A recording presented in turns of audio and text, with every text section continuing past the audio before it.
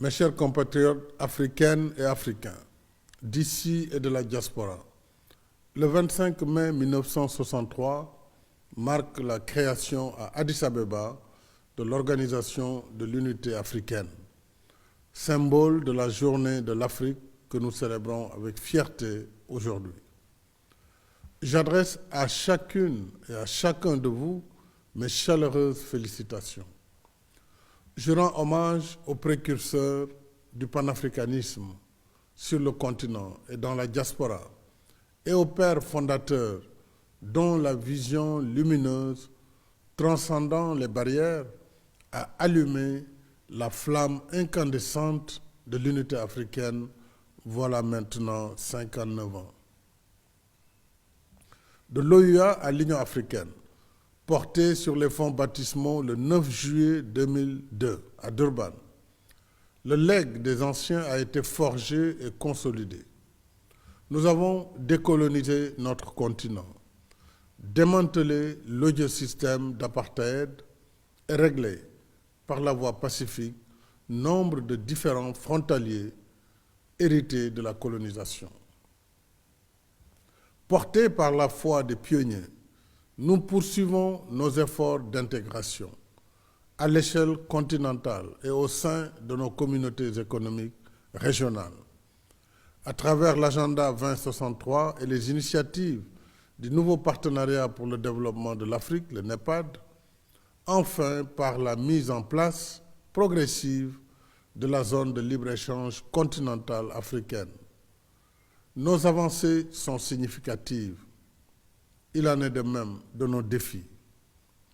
Je pense à la paix, à la sécurité et à la lutte contre le terrorisme, à la protection de l'environnement et au développement économique et social inclusif, tenant compte des besoins spécifiques des jeunes et des femmes, notamment l'éducation, la formation, l'emploi et la lutte contre les violences faites aux femmes et aux filles. Je n'oublie pas la question de la gouvernance politique et institutionnelle, y compris la recrudescence des coups d'État sur le continent. D'autre part, nous évoluons dans un environnement international peu favorable, où l'impact sévère de la pandémie Covid-19 est aggravé par les conséquences d'un contexte mondial conflictuel et la persistance d'une gouvernance politique, économique et financière inéquitable. Mais au lieu de brider nos ambitions et paralyser notre action, les défis que voilà doivent au contraire revigorer notre foi dans notre destin commun et solidaire. Ils doivent nous rappeler que si nous voulons libérer tout le potentiel de notre continent, il nous faut d'abord compter sur nous-mêmes, resserrer nos rangs, être plus unis et solidaires et croire davantage en nos propres capacités à construire l'Afrique de demain. J'appelle à la mobilisation générale de nos énergies et de nos intelligences pour bâtir ensemble l'Afrique de nos rêves.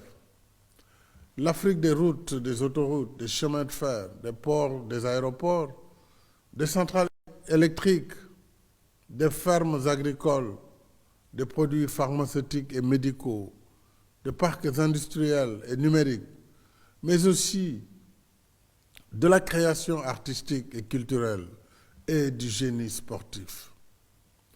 J'invite particulièrement notre jeunesse à porter et amplifier le message. Ainsi, ferons-nous de notre souveraineté, plus que la proclamation d'une promesse, une réalité conforme à la vision des anciens. Ensemble, continuons le travail. Ensemble, comme nous y invite notre hymne, faisons de l'Afrique l'arbre de vie pour rester ses dignes fils et filles, chers du soleil et chers du ciel. Vive l'Afrique, vive l'unité africaine.